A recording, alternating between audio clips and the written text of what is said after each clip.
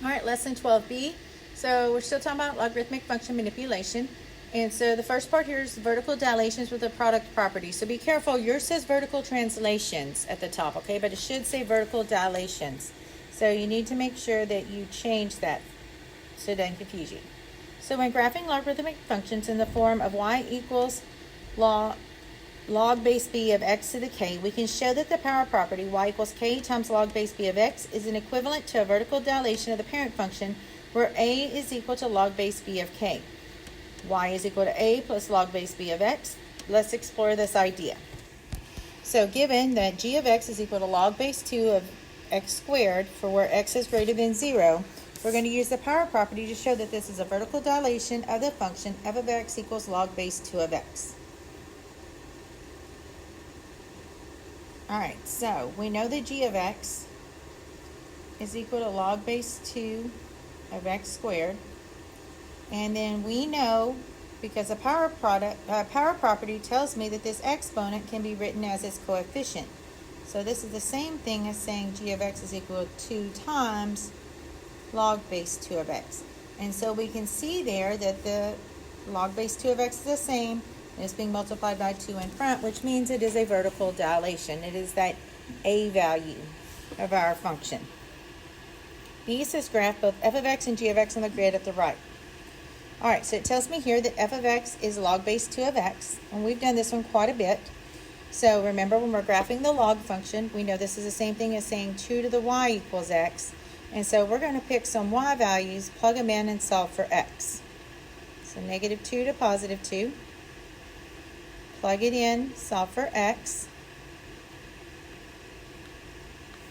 And it's a parent function, so we know we have a vertical asymptote at x equals 0. So I'm drawing in my vertical asymptote. I'm going to plot my points.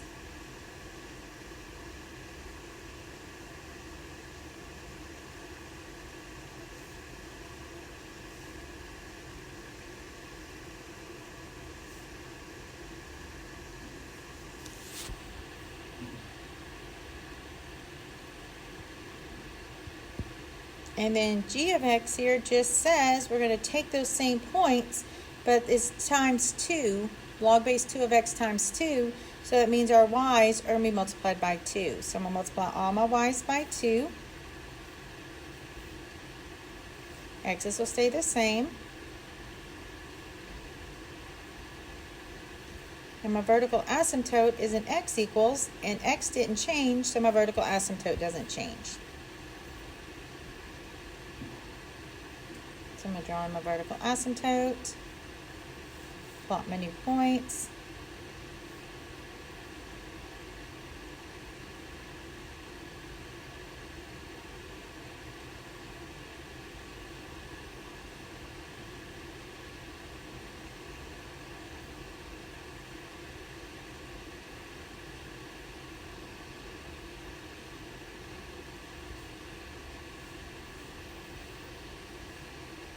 Alright, describe the change in output values over equal length input value intervals. So what we're seeing there,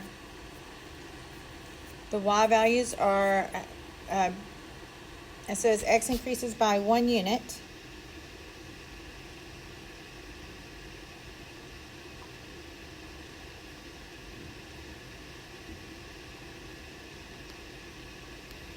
the y values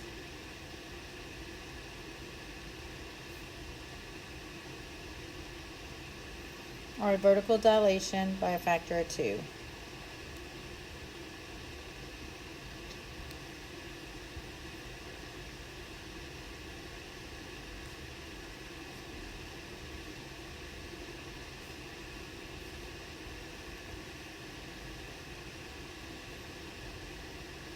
All right, example 6. It says given g of x equals log base 2 of x minus 1. Use a change of base property. And I'm going to adjust this to where it's the same as yours here, because it doesn't matter if we go to log base a or like yours says a natural log. So I'm going to change this to the natural log of x over the natural log of b. All right, so we're going to use the change of base property. Log base b of x is equals the natural log of x over the natural log of b. where our base is greater than 0 but not equal to 1. Well, we know our base for natural log is e, so that is true. To show that this is a vertical dilation of the function, f of x equals log base 2 of x. All right, so we know then that g of x is equal to that log base 2 of x, which then is going to be equal to the natural log, I'm sorry, whoops, forgot my minus 1 there. Okay, which is equal to the natural log of the x, which is our x minus 1, over the natural log of the b, which is 2. Now, natural log of 2 is just a number, okay? It's not necessarily a pretty number, but it's a number. So instead of leaving this as a fraction then, remember, dividing by the natural log of 2 is the same as multiplying by its reciprocal.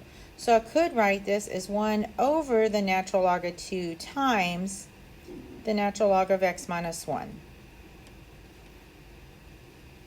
And so we can see here that because our natural log of x minus 1 is being multiplied by something in front, that it is going to be that vertical dilation. All right, B wants us to graph both f of x and g of x on the grid.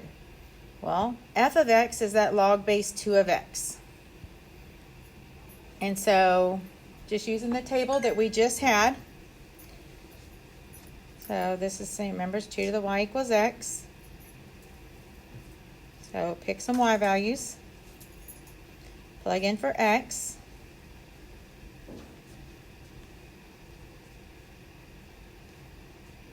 The parent function, so our vertical asymptote is at x equals 0.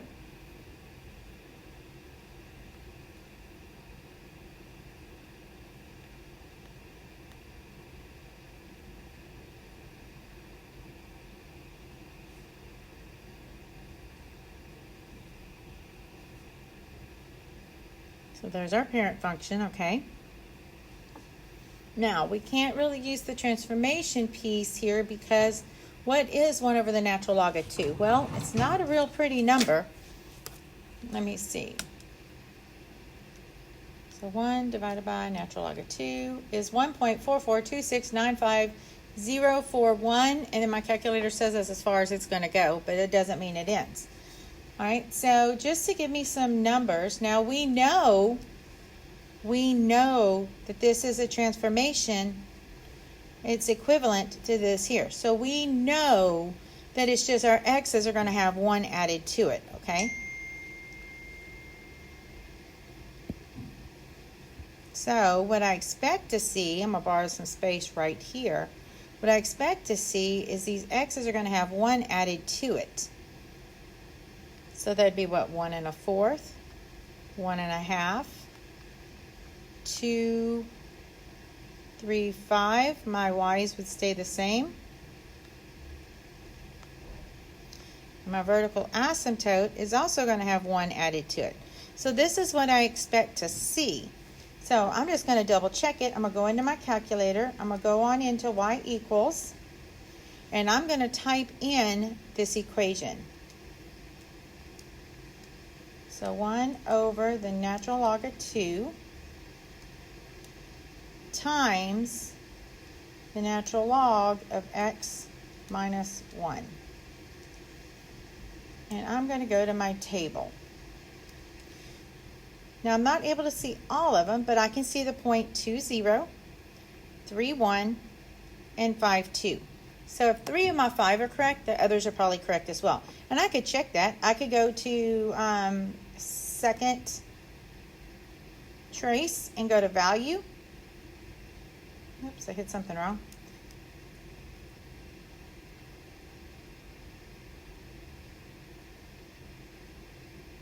Okay, and then type in that 1 1/4. So 1.25, enter, and I can see it's -2. Then type in 1.5, enter, and I can see it's -1. So these are also correct. And then I can graph those points. So I know my vertical asymptote is now here.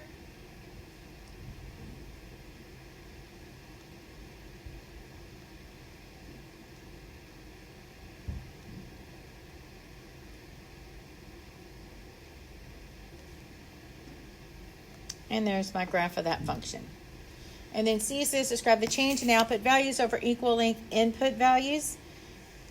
So here we can see as X increases by 1 unit, the Y values are just shifted to the right.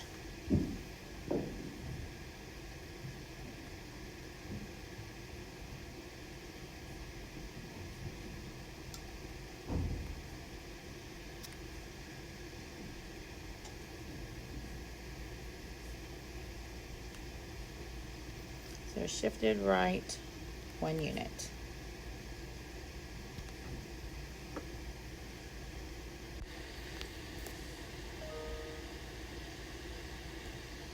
All right, example 7. The natural log function. So you know that a logarithmic function with a natural base e is defined as f of x equals the natural log of x. That is, log base e of x is equal to the natural log of x. So example 7 says f of x equals -2 times the natural log of x plus 1. It wants us to find the domain, graph, state the range and the asymptotes, x and y intercepts, function behavior and concavity, and then use limits to state the end behavior. All right, so first let's just go through the transformation. So what do I expect to see happen here? Well, that negative right there is going to be a reflection across the x-axis.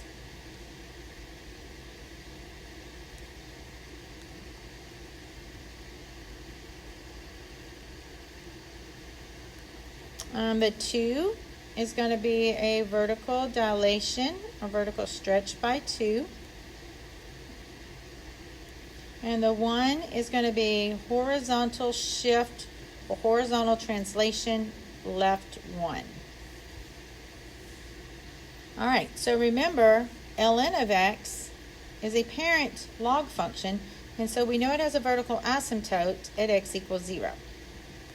Now, the only thing that's going to affect this here is going to be the fact that it's going to the left 1. So, I now know that my vertical asymptote is going to be at -1, which means my domain is going to be -1 to infinity now.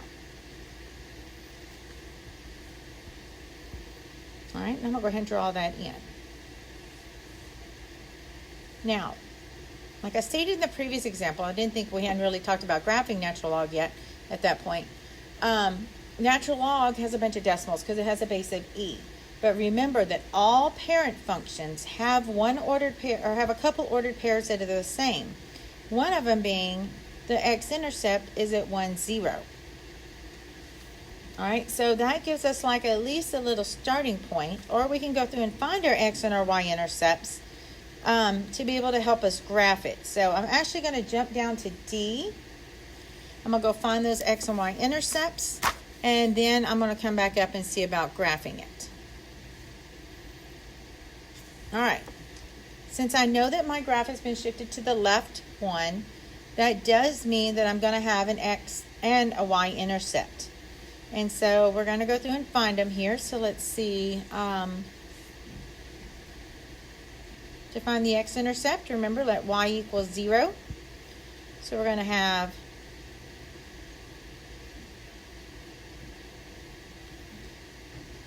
so 0 is equal to -2 natural log of x plus 1. So we're going to divide by -2. So 0 equals the natural log of x plus 1. So I'm going to change it to exponential. My base is e to the 0 equals x plus 1. Remember, anything to the 0 power is 1. So 1 equals x plus 1. Subtract the 1, and we end up with x equals 0. Which means I have an x-intercept at 0, 0. Now, I can go through and find the y-intercept by letting x equal to 0, but remember this, if your x-intercept is at 0, 0, so is your y-intercept, because that is it crosses your y-axis there as well. All right, so I have this point here. Now we know the parent function, don't graph this yet. So my parent function will look something like this, right? Because my base is e, which is greater than 1, so we know it's increasing. But here I reflect it across the x-axis. So now I'm not going to be increasing, I'm going to be decreasing, and I'm vertically stretched by 2. So I'm going to be decreasing where it is steeper. Okay, so when I go to graph this, I'm going to be going up this way and then just a little steeper right there instead of curving off as early as I did before.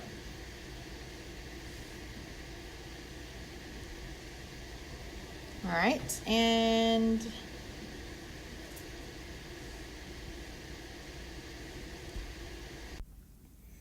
all right, so y'all heard the bell ring, and so I had to pause the video. And so if I repeat something that I already said, I apologize, but just kind of finishing up this problem. I had circled the C because that's where I was about to go. All right, so it says to state the range in the asymptotes. So this is a log function, so we know that our range is going to be negative infinity to infinity. And the asymptote, well, we can see it on the graph, but we also had said up above there that our graph went to the left one. Remember, our vertical asymptote usually is 0, but it went to the left 1, so therefore our vertical asymptote is now at negative 1. E says the function behavior and concavity. So we can see that our function is decreasing. And as we are decreasing, let me change colors here. We can see that up here, this piece of it, our slope is really sharp, but then we're starting to flatten out, okay? So we're decreasing still, but our rate is increasing. The slope of each of those little lines I just drew in is becoming closer to becoming positive and getting bigger. So we're decreasing at an increasing rate. Let me get rid of all those little marks there.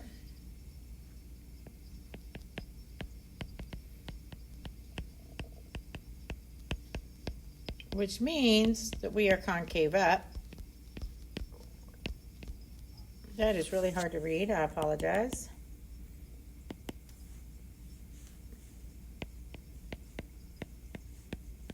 There we go.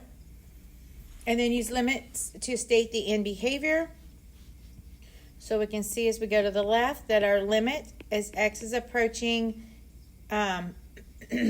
negative 1, and it's from the right side, because the graph is on the right side even though we're going to the left. Our function, which is f of x, is going to keep going up to positive infinity. And then the right side, as the limit as x approaches positive infinity, our function f of x is going to keep going down to negative infinity. Oops, I got to pull up the document. Okay, with example 8, it says g of x is equal to the natural log of 3 minus x squared for x is less than 3. Find the domain. Well, we know that two ways to do it. One is that we can take what's right here and set it greater than 0. But also, the easiest way on this one is they gave me the restriction here. They said x is less than 3, which means our domain is going to go from negative infinity to 3. All right, then it wants us the graph F. Well, it should say graph G. Sorry. That should be a G. Yours says G, I believe, on it. Yes. All right, so let's see here.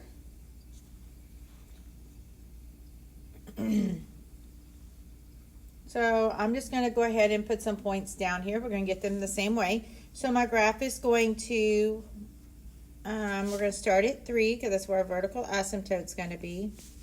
And we know it's been reflected because it's got that negative x.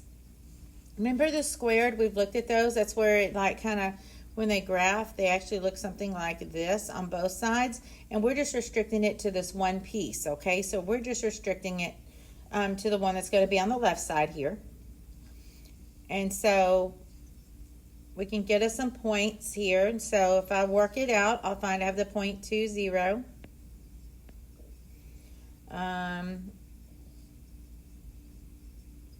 And then I ended up with a bunch of decimals somehow. So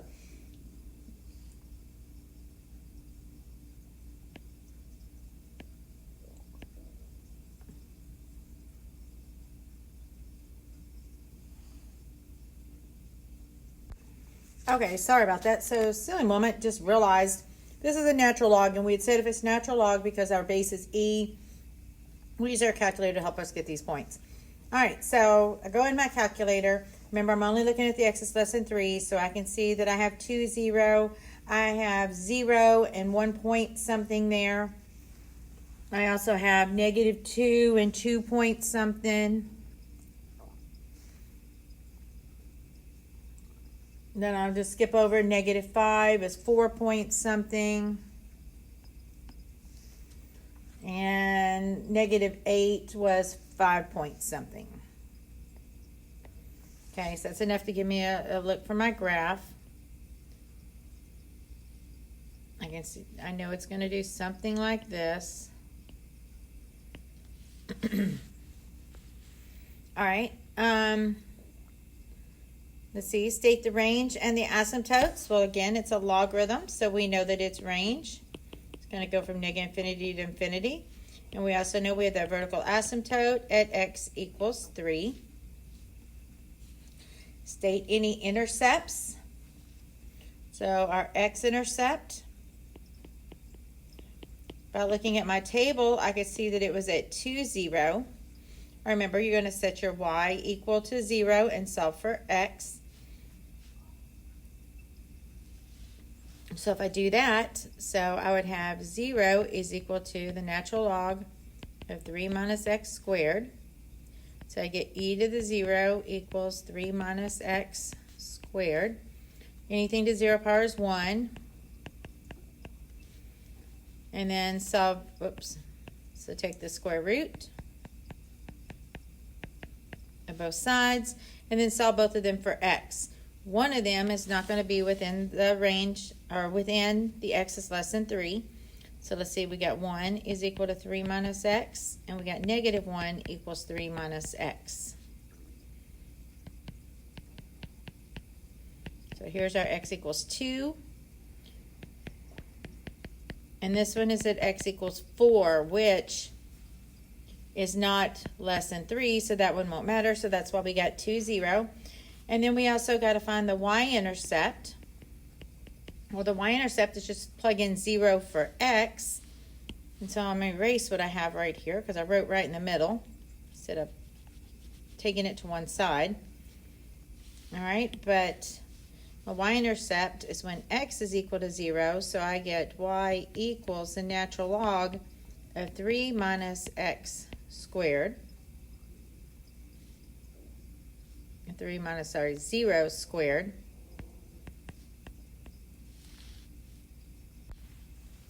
Which is the natural log of 3 squared. And I can either say this is 2 times the natural log of 3, or we could say that it is the natural log of 9, because 3 squared is 9. So I'm going to use the fact that it is 0, 2 natural log of 3. Doesn't matter though, they're equivalent. Function, behavior, and concavity, so that we can see that this graph, as we go from left to right, it is decreasing, and it's at an increasing rate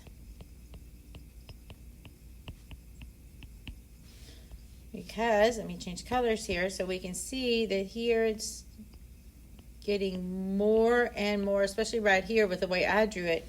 You can see all of a sudden that slope's getting really steep, okay?